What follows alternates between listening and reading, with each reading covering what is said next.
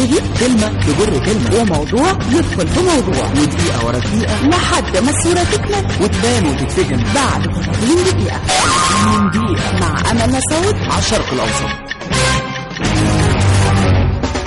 مستمعينا الأعزاء، يسعدنا من خلال ميكروفون إذاعة الشرق الأوسط إن احنا نعمل جولة متميزة، جولة فريدة جدا جدا على مصر في عام 2016 و2017.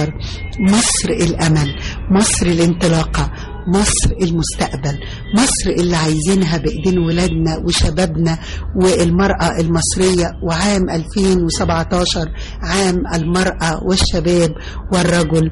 ويسعدني ويسعدكم أن يكون معنا على هواء إذاعة الشرق الأوسط الكاتب والصحفي الأستاذ أحمد رفعت. أهلا بك معنا. أهلا بحضرتك يا فندم. يعني الحقيقة في البداية لازم أقول إن مصر بتتغير، إنه عام 2016 انتهى، ولكن لابد أن نتوقف.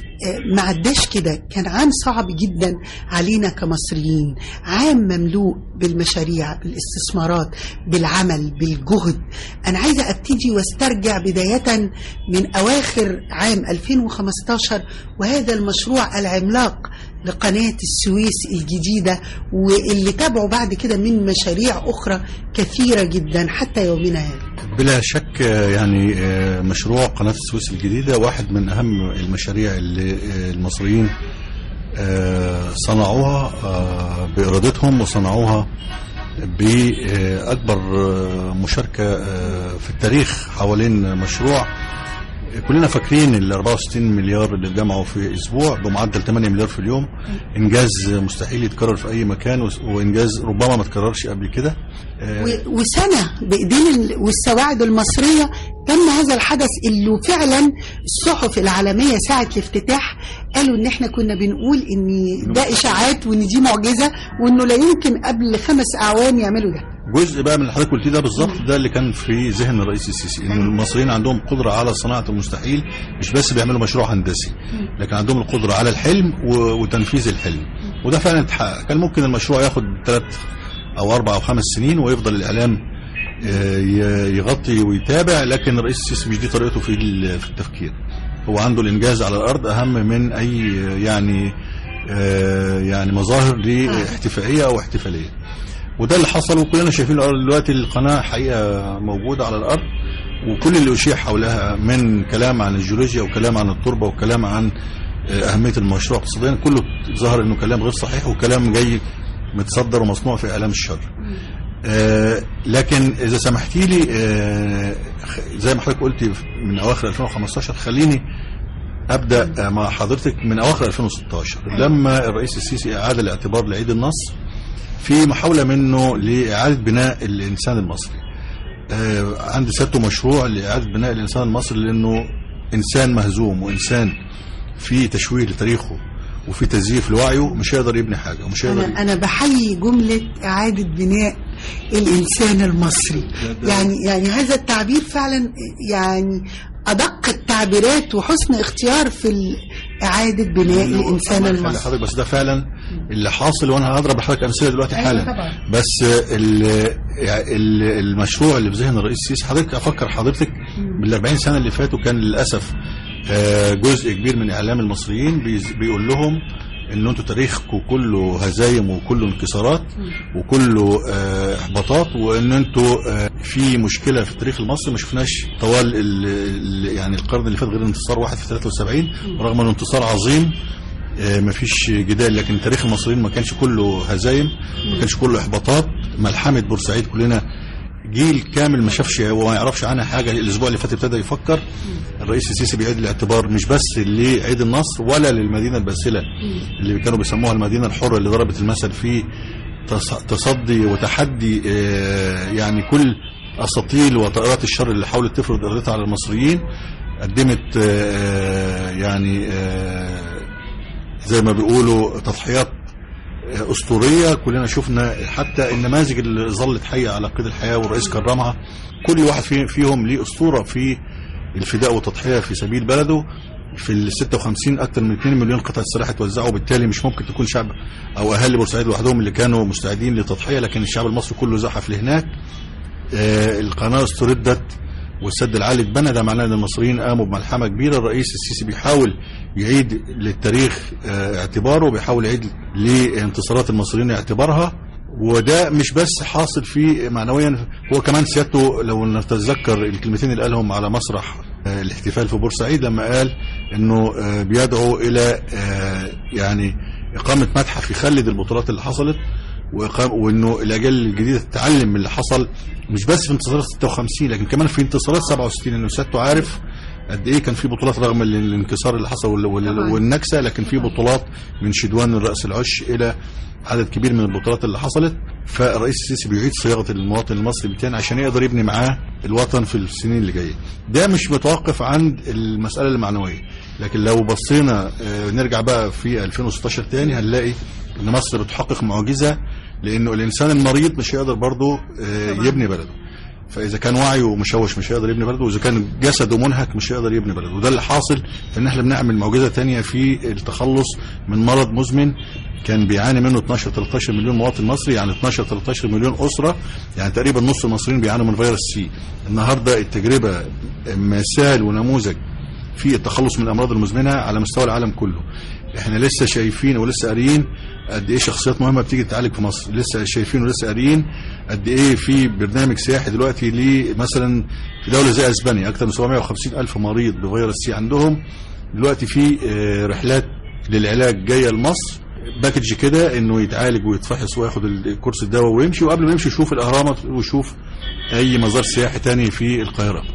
منظمه الصحه العالميه بتقول ان مصر تعتبر مثال ونموذج في محاربه فيروس سي. ده معناه انه احنا نجحنا في مواجهه خطر ومشكله مزمنه عانى منها المصريين طوال نص القرن اللي فات، وللاسف ما فيش يعني حكومه ولا نظام او دوله جت واجهت المساله بشكل قاطع.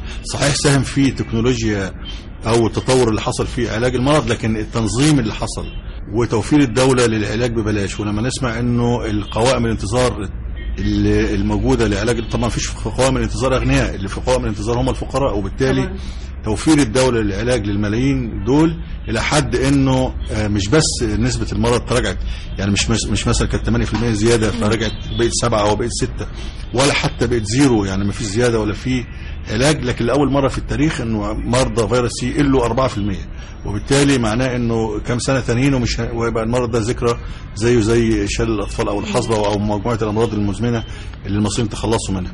لما نرجع كمان خطوه ونشوف انه الانسان في بيئه مش صالحه لانتاج مواطن صالح، الرئيس السيسي كمان بيشوف لهم حل فيما يعرف بالقضاء على العشوائيات. وبالتالي لما نلاقي انه عشوائيات مصر بتقل زي ما شفنا في اسكندريه في غيط العنب او في الاسمرات في عند يعني جبل المقطم، يبقى احنا قدام دوله ليها رؤيه في اعاده بناء المواطن المصري ذهنيا وصحيا وبيئيا.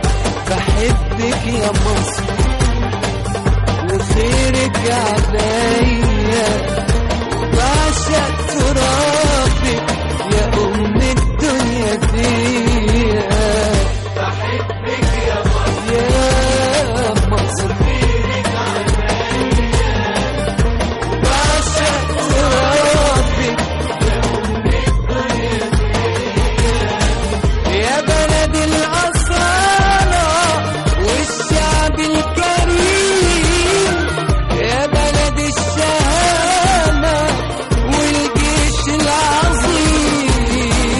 يا بلد الأصالة والشعب الكريم، يا بلد الشهامة والجيش العظيم.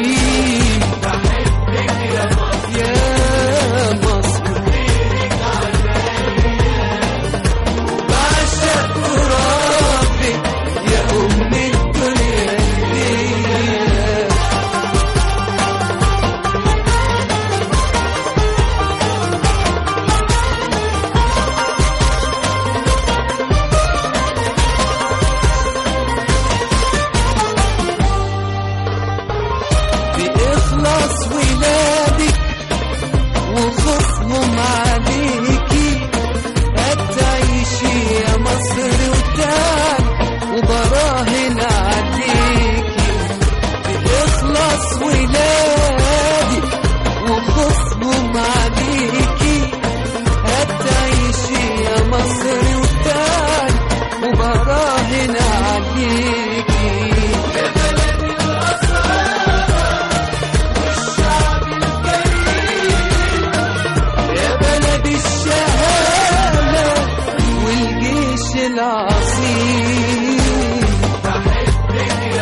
فعلا الانسان المصري بتبني جواه الامل، الحياه، ان بكره بتاعه، فهيشتغل اكتر، فهينتج اكتر، فهيبعد عن اي حاجه وحشه بتخص البلد. مظبوط. وبالتالي رغم الانجازات الكبيره في كل المجالات، وانا هقول لحضرتك دلوقتي سريعا بعضها هو اكيد حضرتك عارفاها، لكن قدام بناء الانسان لازم ندي تعظيم سلام، لانه ده اللي ممكن نبني عليه كل شيء بعد كده وكل انجازاتنا بعد كده، وهو كمان اللي يقدر يحميها، لانه قد ايه كان في انجازات عظيمه السنين اللي فاتت وقد ايه خربناها او اهملناها بسبب الوعي وبسبب اهمال الانسان نفسه. وبالتالي احنا كمان في سكتنا واحنا بنعمل كده مش بس بنرحم اسر مصريه من ارهاق واجهاد مالي وذهني، لكن كمان بنقاوم الجريمه، بنقاوم التطرف، بنقاوم الارهاب، لانه الناس دي السنين اللي فاتت لما اتقال لها انه بلدكم كلها احباطات وكلها هزائم، قالوا لهم كمان انه كل الايديولوجيات السياسيه المدنيه دي غير صالحه للتعامل مع المستقبل. فالناس منهم راحت تطرفت، وناس منهم راحت للادمان، وناس منهم استولت عليها الافكار الغربيه بالتقاليع الخيبانه اللي احنا شايفين مجتمعنا بتسرب له حاجات يعني ما كانش موجوده عندنا ولا يليق انها تبقى موجوده عندنا. وجزء منهم قالوا له تعالى انه الحل في التطرف والافكار الارهابيه. فاحنا من الجذور بقى الرئيس السيسي بيعالج مشاكل مصر المزمنه من خلال التعامل مع الانسان بشكل مباشر. لكن على الارض بقى مش يعني اذا كان السنتين اللي فاتوا سنتين التاسيس لانطلاقه مصر وتعويضها ما فاتها في ال 40 سنه اللي فاتوا، لازم يبقى ان شاء الله زي ما بنسميه 2017 عام الحصاد او عام قطف الثمار، او على الاقل جزء منها. فاحنا في انتظار مشاريع كبيرة يعني على وشك الانتهاء ان شاء الله هنشوفها كلها في 2017 من قناطر اسيوط اللي معمولة بالتعاون مع اليابان، وده مشروع عملاق طبعا برضو انجز زي ما انجزت محطة كهرباء اسيوط في 160 يوم يعني 5 شهور وكسور. وطبعا اذا قلنا 160 يوم ده كان اصلا الناس بتروح تعاين الارض تقعد لها اكتر من كده بس عشان تعاين الارض.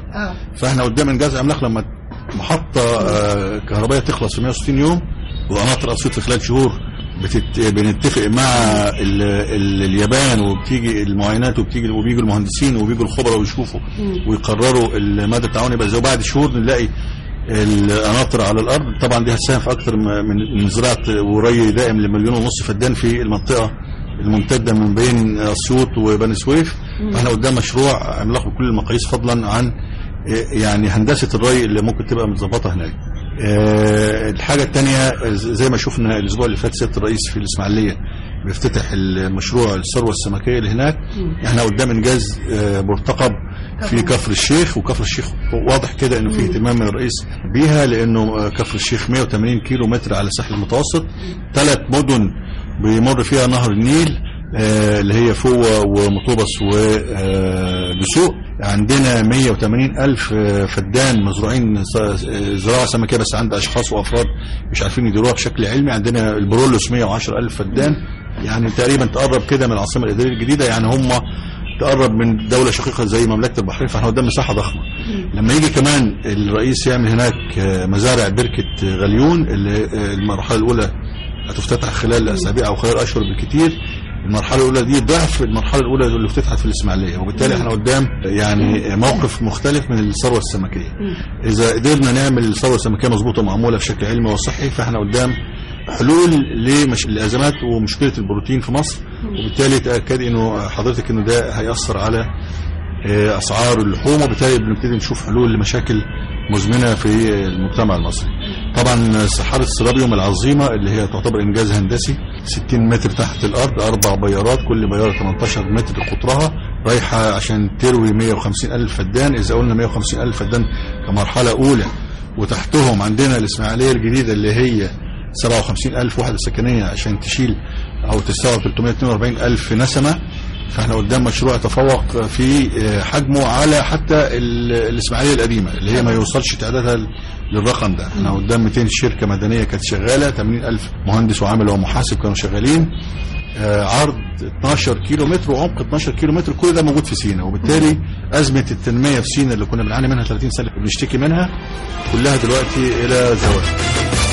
طوبة فوق طوبة نبني مصر لابنك وابني، وقف في ابن ابننا علي وفكر وتعالى معانا.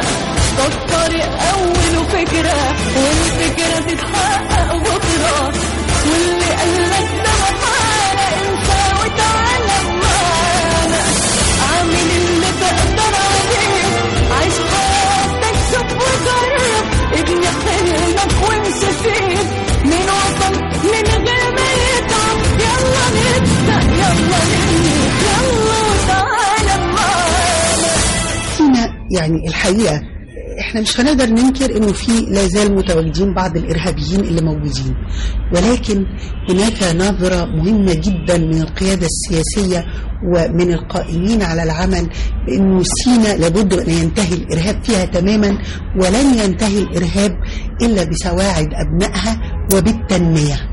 زرعنا سينا بالبشر خلاص الإرهاب اختفى ومات واندحر فعلا زي ما بنقول. الأفكار والمشاريع اللي سينا لمستقبلنا ده مش بس الإرهاب، ده كمان انت بتقطع الطريق على عدو جنبنا. سينا دي طبعا بيفكر فيها على الدوام، وبالتالي زي ما حضرتك قلت كده زراعتها بالبشر هي الحل الحاسم تقريبا الوحيد لحمايتها للأبد. فلما يبقى احنا عندنا مدينة واحدة استوعبت 300 او هتستوعب 342 ألف نسمة، يعني قد نص سكان شمال سيناء او قد سكان جنوب سيناء، فاحنا عاملين خطوة جبارة، يعني تلت اللي سكنوا سيناء دي في تاريخها كله. ده كله ده في مدينة واحدة. لما نعرف كمان انه على وشك او الاسابيع اللي جاية او الشهور اللي جاية او يعني بالكثير في 2017 هنشوف تحول مطار الميليز الحربي الى مطار مدني مخطط له انه يستوعب 1,000,000 زائر سنويا. فاحنا قدام انجاز عظيم. حضرتك عارف المطار الميليز ده 90 كيلو من ساحل قناة السويس، وده كان اول مطار العدو الاسرائيلي احتله في حرب 67، وبالتالي ليه اهمية قصوى. تحويله الى مطار مدني معناه انه في مخطط لمشاريع سياحية في المنطقة دي، وبالتالي اذا اضفنا لدول مجموعة الطرق اللي بتعملها الهيئة الهندسية، منهم طريق اللي بيربط من عند بور فؤاد ويمشي كده يقسم سينا نصين لغايه ما يروح شرم الشيخ، فده معناه انه في مخطط لاعاده الاعتبار للتنميه في سينا وزراعتها بالبشر. الارهاب موجود، ما وقفش حاجه، الارهاب موجود للاجهزه اللي بتقاومه، لكن ده ما منعش ان الدوله تخطط. وده الجديد. يعني انه ايد، انا دايما اقول الحوار ده تحمل السلاح والايد الثانيه فعلا تبني ويحدث تنميه كثير، ودي معجزه الانسان المصري الحقيقه حاليا. لان حضرتك فاكره ان مر وقت لا كان في ارهاب ولا كان في حاجه وما كانش حد بيعمل اي حاجه. طبعا جنوب سيناء المخطط هناك شغال، وحدات صحيه كله بيعاد تاهيله بشكل علمي، فضلا عن جامعه الملك عبد الله المقرر تبقى موجوده هناك، ودي تخصصاتها زي اللي يعني احنا نقلنا كده على جبل الجلال، لانه برضه منتظر في 2017 نشوفه 17,000 فدان مساحه المدينه السكنيه، عندنا 1000 فدان للمدينه السياحيه اللي فيها التلفريك ومجموعه المنشآت السياحيه الجديده اللي هتبقى على خليج السويس. عندنا الجامعه اللي هناك اللي زيها زي جامعه الجامعه اللي هتبقى موجوده في جنوب سيناء، الخاصه بتخصصات نادره محتاجها المجتمع المصري في المستقبل، تعدين او استشعار عن بعد او طاقه شمسيه، وتخصصات مش هيعملوا بقى في الجامعتين اللي كان موجود قبل كده طبعا، اللي هو التجاره والحقوق والاداب والحاجات اللي عامله اللي احنا عندنا فيها وفره في المتخصصين، لكن هتعمل تخصصات مش موجوده في مصر.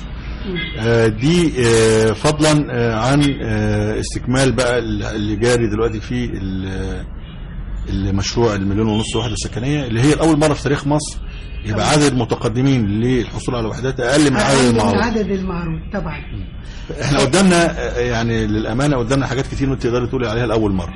يعني الاول مره يتم التخطيط لمدينه في الساحل الشمالي اللي هي العلمين الجديده، ما تبقاش للكبار ولا الاثرياء ولا رجال الاعمال، مدينه مقرر لها انها تبقى بالكامل للطبقه الوسطى والطبقه الدنيا، مفتوحه لكل الناس. طب ما تحكي لي عن مدينه العلمين. العلمين الجديده بس مش هتبقى في 2017، ممكن في 2017 هنشوف يعني العمل ينطلق باذن الله بقوه في مفاعل الضبع النووي، اللي هو حضرتك عارفه ان هي محطه مش مفاعل، والفرق بين المحطه والمفاعل المحطه بتبقى 4 مفاعلات.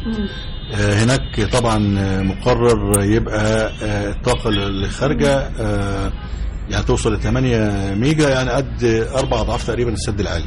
طبعا السد العالي اتعمل في زمن كان فيه الطاقه المائيه يعني المصادر المائيه هي مصدر الطاقه اللي بتولد الكهرباء. كان فيه الطاقه النوويه ابتدت، بس احنا توقفنا، يعني كان عندنا انشاص ابتدى 55 ومشينا فيه خطوات كبيره لغايه منتصف الستينات، وبعد كده في السبعينات تم اهماله بالكامل. لكن احنا راجعين نعوض تاني. ما بنعملش كهرباء عشان ننور الشوارع والبيوت، احنا بنعمل كهرباء للطاقه الصناعيه. عايزه اقول الطفره اللي حاصله في الطاقه الشمسيه، وخاصه ان هتكون موجوده هناك في الوادي الجديد لارتفاع درجات الحراره في فصل الصيف، ده هيولد لنا كميات من الطاقه فعلا اللي مهمه جدا. اقتراح ببناء سدود في منطقه بلاط في الوادي الجديد ده مهم جدا، لانه هيقدر يخزن لي كميات من المياه اقدر استغلها في الزراعه طول العام. وما تستغلها في الزراعه من الطاقه الشمسيه اللي هناك. أيوة، يعني مش هتبقى عبء على الطاقه اللي جايه من مصادر من جوه الوادي. كمان حضرتك فكرتينا ان جزء من 1.5 مليون فدان هي هتبقى الطاقه الشمسيه هي مصدر الطاقه لعدد كبير من الاماكن. برضو بالنسبه للطاقه وهنرجع للعلمين الجديده، عندنا المحطه بتاعت بني سويف اللي هي مع سيمنز الالمانيه، ودي تعتبر اكبر محطه للكهرباء في العالم، لان معموله بالمصادر المزدوجه اللي هي البخار والغاز، محطه مائيه وغازيه، وبالتالي يعني ودي طاقتها توصل ل 4.8 ميجا، برضه تقريبا 3 أضعاف السد العالي. هنتكلم على كميه طاقه مهوله داخله للخدمه الفتره القريبه اللي جايه. دي احتمال كبير على الاقل المرحله الاولى برضه تبقى في 2017. العلمين الجديده يعني مدينه مخطط لها انها تستوعب اكثر من 40 مليون نسمه في خلال 30 سنه اللي جايين، يعني بحسبه بسيطه تساوي قد سكان البحر المتوسط كله، من اسكندريه ومطروح والعريش وكفر الشيخ وبورسعيد مرتين او 3. فده انت قدام انجاز تاريخي اذا كان ده تخططي النص قرن لقدام. شعب مصر وارض مصر عاشت مصر، تحية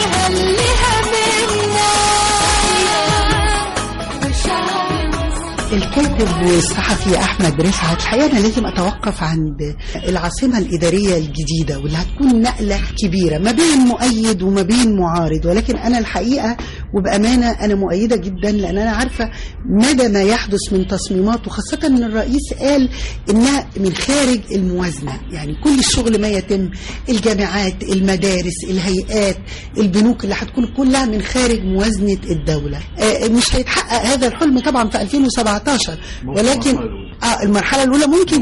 طب ده تديني برضو فكرة عنها. طبعا حضرتك لسه بتكلمين على الإسماعيلية الجديدة. الإسماعيلية الجديدة في رقم بقوله في كل مناسبة عشان الناس تحفظه، أعتقد إن المواطنين حفظوه، اللي هو 28 يعني إيه؟ يعني 2828 فدان. دي مساحة الإسماعيلية الجديدة. لما نعرف حضرتك إن المرحلة الأولى من العاصمة الإدارية الجديدة لوحدها 10,000 فدان، فاحنا قدام رقم يساوي 3 أضعاف الإسماعيلية الجديدة اللي هي المفروض تشيل 342,000 نسمة. فشوف احنا قدام قد ايه مساحة رائعة. لما نعرف انه المرحلة الأولى دي 1/18 تقريبا من المساحة الإجمالية للعاصمة الجديدة، نعرف قد ايه الإنجاز اللي بيتعمل هناك. من المساحة الإجمالية 177. بعدين بحل لك مشاكل المرور والزحام والبيئة أو التلوث وكل حاجة. احنا لينا نص قرن بنتكلم على الخروج من الوادي الضيق، وبنتكلم على تفريغ العاصمة من الزحام، وبنتكلم على جزء شوية ما كناش بنعمل حاجة. أول ما جينا نعمل في ناس زي كالعادة تنتقد مش عارفة ليه، رغم انه كان حلم للمصريين طول السنين اللي فاتت. احنا قدام مساحة ضخمة توصل لأكثر من 700 كيلومتر مربع، 177,000 فدان. ان شاء الله بشاير من المرحلة الأولى تبان على الأقل مدينة العدالة زي ما الرئيس السيسي كان عايزها، وزي ما وصل الأسبوع اللي فات إنه القرية الأولمبية أو المدينة الرياضية تتعمل في المرحلة الأولى بأسرع ما يمكن. يعني لازم قبل ما أختم، برغم كل هذه الإنجازات والآمال، ولكن نتوقف في نهاية 2016 عند غلاء الأسعار وعند الأزمات الاقتصادية المسببة. يعني الشارع المصري كله حتى المواطن البسيط بيقول انه في ازمات اقتصادية في السكر وفي الرز وفي الزيت، ليها اشخاص في ايدين بتلعب في خلق مثل هذه الازمات في الادوية عموما، في البان الاطفال. لازم نقول انه في 2017 هتكون الدولة اقوى بالقوانين والتشريعات. انا رأيي انه الارهابي بيقتل واحد، ولكن من يحتكر السلع فهو بيقتل ملايين المصريين وبيولد حالة من الاحباط، لانه مش كل واحد عنده حلم او يقدر رؤيته تفكر انه في عاصمة ادارية وانه في مصانع وانه في طاقة شمسية وانه في قناة سويس وانه في مزارع سمكية. ممكن واحد بسيط يقول لك أكلني النهاردة وموتني بكرة.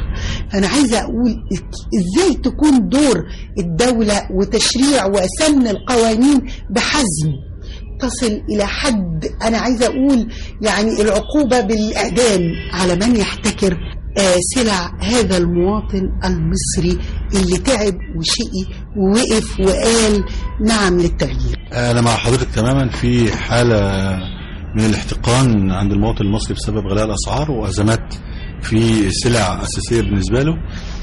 لكن واحنا بنسجل النهاردة لسه من تقريبا من 24 ساعة أو 48 ساعة بالكتير تقرر إضافة عدد من السلع اللي تبقى موجودة مع منظومة التموين. صحيح حرة واشتريها المواطن، بس هيشتريها بأسعار تختلف تماما عن الأسعار الموجودة في السوق. وده معناه إنه الحكومة ابتدت تستجيب أخيرا لتوجيهات الرئيس السيسي بإنه يرفعوا الأعباء عن المصريين. لأن في نقطة لازم الناس تبقى عارفاها، إنه قدرة الدولة أو الحكومة على العودة لموضوع التسعير الجبرية، رغم ان ممكن نأيدها وانا شخصيا بأيدها، غير ممكن، لان مصر موقعة معاهدات تسمح او تمنع استخدام التسعير الجبرية، منها اتفاقية الجات اللي بتتكلم على حرية التجارة، ومصر جزء من الموضوع، فما تقدرش ترجع لموضوع التسعير الجبرية. لكن ممكن تحل الموضوع ازاي؟ بان هي تدخل تاجر تجزئة زي ما عملت السلع دي، او زي ما بتعمل بعروض اللي عملها القوات المسلحة ووزارة التموين ووزارة الزراعة. الحاجة الثانية انه المواجهة زي ما حضرتك قلت ممكن تبقى فيه الاحتكار او الاستيلاء على سلع غير مخصصة، زي ما برضو الضربة اللي واجهتها الرقابة الإدارية من كام اسبوع في المنصورة، لما 57,000 طن من سكر شركة الدقهلية كانوا راحوا لأحد رجال الأعمال، وراحوا كمان بقضية فساد اللي جهاز الرقابة الإدارية جاب الكل، جاب الشركة واللي اشترى واللي باع واللي باع كمان. لازم الناس تبقى عارفه، باع بشيك ومؤجل، وطبعا ده فيه يعني كلام يعني مشبوه، الدوله تصدته. لما نعرف انه في كميات من السكر بتيجي ب 245,000 طن ومره 198,000 طن، ولسه المشكله موجوده، نعرف على طول ان في عصابات في الداخل من مصلحتها ان تفضل الازمه موجوده، وان في تصدير للمشاكل للمجتمع المصري وللشارع المصري. اعتقد في 2017 البدايه هي مبشره، اعتقد في 2017 مش هيمر والازمات دي موجوده. الرئيس السيسي وعد المصريين في خطابه الاخير في بورسعيد انه يستحملوا 6 شهور. اعتقد انه عنده تصور، مش بس عشان في مشاريع كتير هتفتتح ولا عشان حقول الغاز هتبتدي في 2017، لكن عشان كمان في تصور للقضاء على مجمل هذه المشاكل. حضرتك عارفه والمصريين عارفين انه اول حد تبرع بنصف راتبه وبنصف ثروته، كمان حتى كمان نصف ثروته هو الرئيس عبد الفتاح السيسي. وده معناه انه اكثر حد حاسس بالمصريين واحوالهم هو نفسه الرئيس عبد الفتاح السيسي، وبالتالي تعهده كلنا منتظرينه انه يستوفى بالكامل في 2017 و6 شهور اللي سيادته وعد انه خلالهم يتم ده في فترة زمنية قليلة جدا. تحية للجيش المصري والهيئة الهندسية وللرئيس عبد الفتاح السيسي على هذا المجهود، وكل القائمين على هذا العمل يثبت انه عمر عندنا في مصر ان شاء الله ما يكون فيه فتنة طائفية. لا ولا عمرها هتكون ابدا. عندنا يعني على وعي غير مسبوق. شفنا رد اللي تقريبا صدر مع رد وزاره الخارجيه على محاوله الكونجرس انه يتدخل في شؤون المصريه فيما يخص الكنائس وترميمها. كان الرد الكنيسه المصريه الصاعق، وقال يعني لا مالكوش علاقه بشاننا، احنا عندنا الدوله رممت كل حاجه من قبل ما تتكلموا. فمحاوله يعني احداث فتنه غير وارده على الاطلاق. لكن احنا لو هنتكلم على العمل الهندسي اللي حصل، احنا مش بنتكلم على انه في حيطان وجدران هتطلع، والا كان ده خد يومين ولا 3. لكن احنا قدام عمل هندسي غير مسبوق، لانه في خليط لازم يجف، لازم في تصميم سابق لازم يرجع زي ما كان، في رسومات كانت موجوده كانت لازم ترجع زي ما كانت. فاحنا بالفعل زي ما حضرتك قلت كده قدام انجاز واعجاز هندسي بكل المقاييس. احنا مش مجرد حيطان بنبنيها ونطلع وبندهن وخلاص، لكن في حاجات لازم تاخد وقتها. احنا في بيوتنا عارفين لما بنيجي بنبني بنسيب الحيطان قد ايه عشان تنشف، عشان نقدر بس نعمل دهانات. لكن ده كله خد قبل حتى الوقت المقرر ليه. كل سنة وكل المصريين بخير. وبشكر الكاتب والصحفي ابن مصر اللي فعلا محتاجين لقلمك ولكتاباتك اللي بتدينا الأمل وبتدينا الانطلاقة إن بكرة بتاعنا كلنا المصريين. شكرا للكاتب الصحفي أحمد رفعت. وأنا سعيد إني موجود على هذه المحطة اللي ليها عند المصريين رصيد كبير. الكلام بيبتدي كلمة تجر كلمة، وموضوع يدخل في موضوع، ودقيقة ورا دقيقة لحد ما الصورة تكمل وتبان وتتفهم بعد 30 دقيقة. 30 دقيقة مع أمل مسعود على الشرق الأوسط.